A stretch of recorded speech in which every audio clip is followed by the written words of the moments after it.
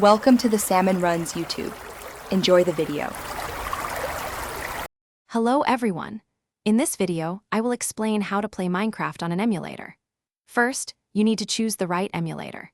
Consider one that supports your preferred Minecraft edition, whether it's a console or handheld version.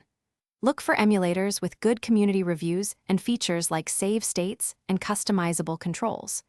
Always check that your computer has at least 8 GB of RAM and a capable processor to run the emulator smoothly. Once you have your emulator, the next step is to obtain the Minecraft game files.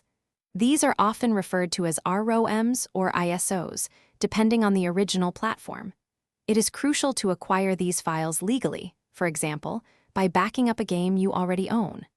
After downloading, always verify the file's integrity to ensure it is not corrupted. Keep your game files in a dedicated folder for easy access. Now it's time to set up your emulator. Begin by installing the software on your computer, following the on-screen instructions. After installation, open the emulator and navigate to its settings. Here, you can adjust video resolution, audio output, and map your keyboard or gamepad controls.